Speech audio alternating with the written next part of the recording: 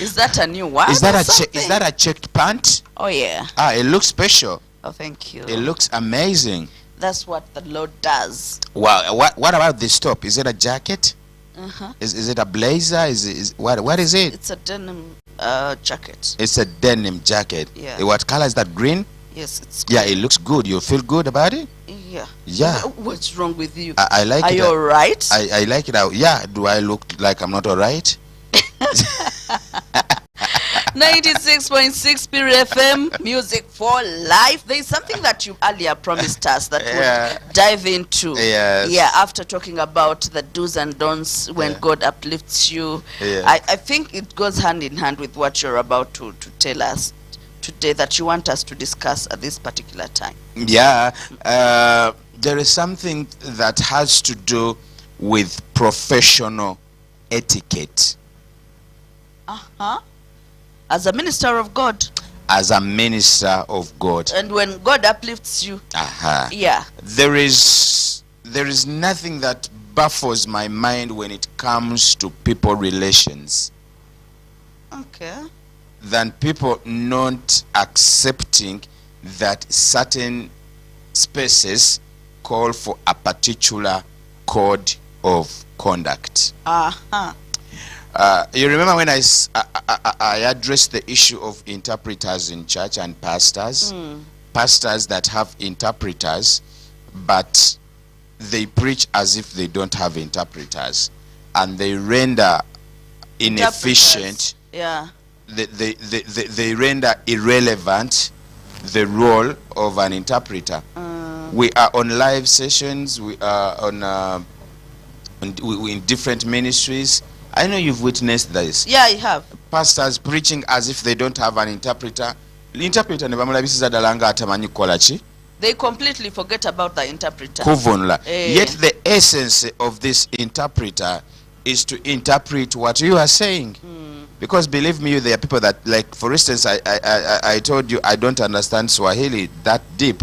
So if I'm listening to a Swahili preacher and the person that is interpreting the Swahili preacher is speaking English, and the Swahili preacher does not give the other person an opportunity to interpret, yeah. I cannot listen to that service.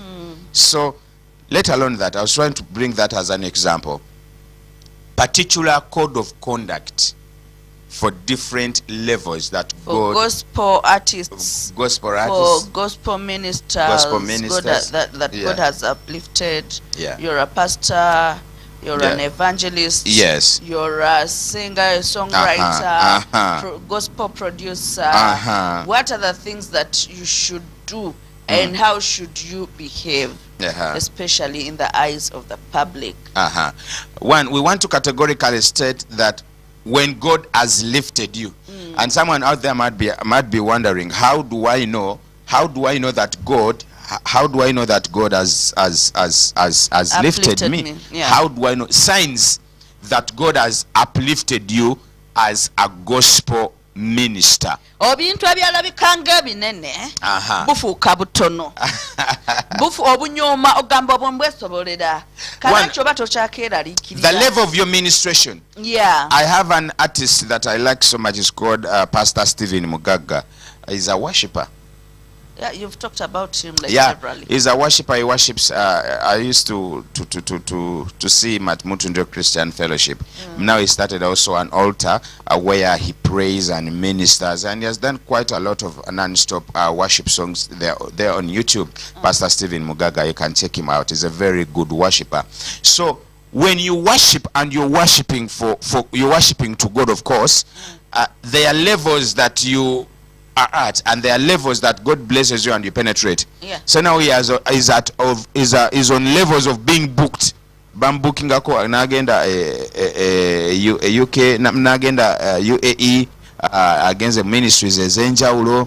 There are people that we have this John Mark that plays the trumpet. Pastor Chimuli's son. He has played the trumpet before the first daughter. He has traveled because of that trumpet. But we have so many people that play the trumpet and they are not yet at that level. They've not penetrated. Yeah. How do you know that God has elevated you? When your ministration, when your gift, when your talent has been favored to a particular level in life, and it's paving way for you, and it is vivid, effortlessly, and it has set you before kings and noble people. Yeah, it has elevated your status. When you stage a concert and it becomes very successful, it means there are people that are believing in your craft, the people that are believing in your talent. When you minister, many are pastors. We are not trying to categorize men of God, but many are pastors. But we have ministries today that have penetrated. You get? Yeah. There was a level where you could invite Apostle Grace Lubega. I'm sorry to mention names. Yeah. There is a stage where you could invite Apostle Grace Lubega, just like any other minister. Nomganja kuwayo ku transport. Noga musumba jango werezeko mu bantu baffe tuwebwe eki omukisa. The level at which Phaneroo is at right now, specifically Apostle Grace Lubega, Grace Lubega, the vision bearer of that ministry. Just give him a call and tell him, yeah. Jangu. You cannot call him. You cannot call him and say like, Pastor, and take a senior olukungana. Luli wano kawempe. Lero lwakumeka lwakuna. Apostle lwa mukaaga luno. Kulo mukaaga luno mbadde nsaba oyitirewo. There was a there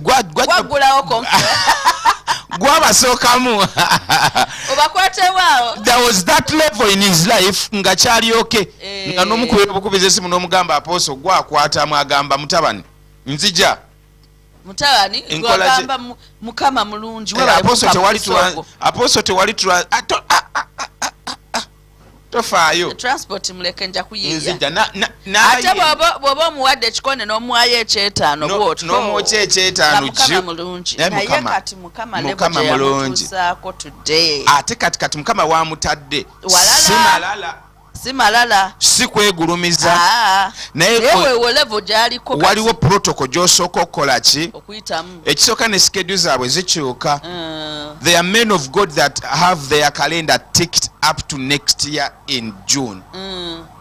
Nga Sunday zonna taliiwo, Saturday zonna taliiwo, Friday zonna takola ki taliiwo. Naye nga bw'akikunyonnyola kiyinza okukuzibwalira okukola ki okutegeera n'omukilasifayinga tayagala kati ennaku akyatumanyi ffe abanaku akyategeera ffe abanaku banne yali kyaliiwo nnyo naye kati level zinengedde zaalinyamu baatuuka abantu bwe batuuka bakyuka baba bazibu beerabira gye baava akyagambwako oyo ate Masanyu kakutande obenga wamuliisaako katogo alikako n'omuwaako buwi beerabira namuliisanga wano. Yeah. So we're trying to paint a picture of examples of people that God has lifted and signs and symptoms that God has lifted you. Yeah. There is a price to pay when you do not carry yourself to the next level and live up to the standards of that level. Let me tell you, my sister Diana. Please. There is getting to a level and then you fail to comply to the standards that level requires you to follow. That is also catastrophic. Many people have lost their stardom, have lost their ministries, has lost their respect. Yeah. Yes. Mulimu level kwetuka nakano kanka kugambe. Please. Mulimu level kwotuka nga you cannot risk flirting on phone. I am telling you nga luli wabikolanga nga it's okay. Nga teri akumanyi mu kibuga waliwo level kwotuka nga mukama ng'erinnya lyali taddeko omuwendo nga ka screenshot ne kayita bwe kati papa gamba nga buli omu yeesunga okulaga ku muntu nti Masanyu yaŋŋambye kyaposo ogolaba wanene aposo mulaba huno mukabox kange gwosaaga wuuyo labya ŋŋamba yuno aposo yuno ŋŋamba yaŋŋamba n'okola amawulire kampa ne mulimu aterevo kwe wali nga teri ali reading kulagayo kati bwe ngolaga screenshot ya Jona bondaga screenshot ya Jona chichi Jona yani but I'm telling you there is a level at which everything chikuswaza bw'olina okwegereza bw'oyogera naye kibyoyogedde naye oyogedde naye otya akutegedde takutegedde muliwa wawe mwogerera ne gy'oliira ne kind of company gyolina gano no si malala abatuwuliriza. No. This is not pride. Today is Thursday. Yes. We are talking about ministry and gospel music. Another thing is elevation in status. Every status calls for a standard of etiquette that you must observe. Failure to do so, there's something called a principle.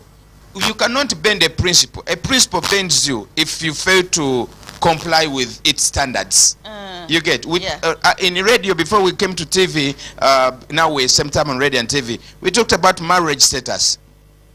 Singo ofumbi anota chitegera nti ofumbidwa. There is a price you pay. Yeah, there is. There is a price you pay. Yeah. We could easily hug. Could easily call me any time of the night. Yeah.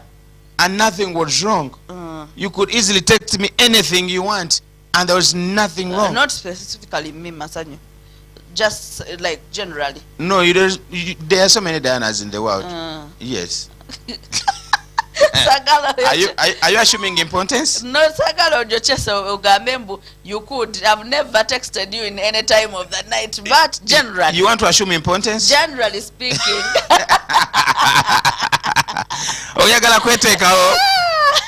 There is a call. You cannot call me now at 11 p.m. But people could call me at mukaga. Neba musajja neba mukyala neba mukwano gwange. You cannot call me at 11 p.m. Unless it's very important. Unless not important. Very important. Unless it is very important and emergency. You get? Because atebo wasoba no fumbira tate chikufula mawobe. Obo ina byochayi no kolo. Bo ntikazo obuvunanyizibwa. Because now I'm accountable to someone. Yeah. Simu evuga webera legit taina buzibu though. Of course. Nene webera legit ne wevuga ku 5 kati tekyavuga ne batambuza ani oyo. Ngokwata. Okitegeera.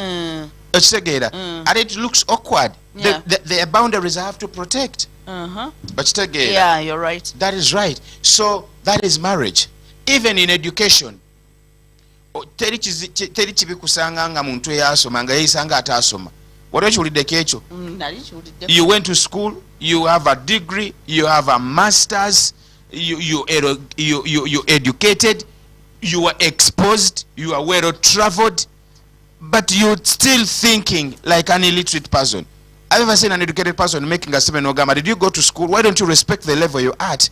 You should know better. You should know better than how this. You speak, yes. How you carry yourself, yes. The people you're with, and everything. Now, Masanyu, when God elevates you, the circle of your friends gets limited. We talked about that earlier on. Yes. But to the extent that the people you choose to host at your home, the people you choose to come into your closer circle, for example, the people you give access to your home are limited. A very few. It should come with intentionality. Yeah, obero basengejeza nnyo. No gamba bana sikati nyumba yange space. Enyumba yange tekyali ya house party. Ya buli muntu ntujja. Wali ku campus ngo ina room yawo nga buli Friday. Yeah. Katso house party yingira fuma bai. Okumuntu okujjewo, it's a privilege. It's an honor for them. Timusumba yampiseke uwe. Because God has lifted you, and so even the value that God adds on to you when he lifts you is a different level, that to the point that omuntu okujja okukyalira, omuntu okumuyita kachayi obuchayi nti newe mba mutudde mu restaurant, they feel like musumba yampise mwana gwe ng'oli connected. I know. Bishop Serada nakuyita nyina mukwano gwange gwe bawa yali Pastor Robert Kayanja akuyise mbu akuyise kachayi. Nyina mukwano gwange what a privilege. Yali just muvubuka muweereza ne bukeera ku macha status nekyuka mukama ne bamulonda ne bamufuula omusumba. Status nekola ki nekyuka ba sister badde bamubuuza nga bayimiridde ne batandika omubuuza nga bakoze ekyo nga bafukamidde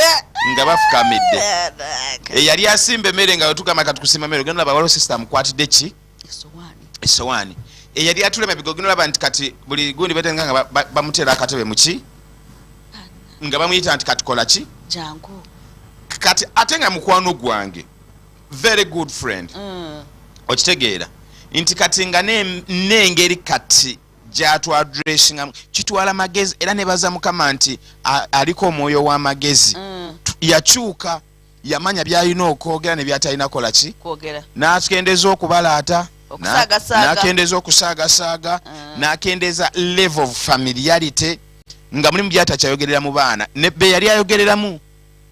Of course twesanga eyo mu bufunda bwaffe ne tubeera free naye nga wemufuuka wemutuuka mu some circles wemutuuka mu area of dominance ayambala ekkooti eri eyoki ey'obusumba ate surprising mulimu batakitegeera noga musumba bannange ate ne public ekanya kuwaga bannange the way the pastor is free you know that it never changed a bit. If you never change the bit there is something wrong. There is a problem there. Ochabala ata ochasaga ne sister ochaba wana ochaba figure ochaba wana curves bye wayogera nga sister you are wero endo wood Peter ojugera bikimusajja waka mukama mazokusitanise. We help jumpstart your day like this. Wake up call.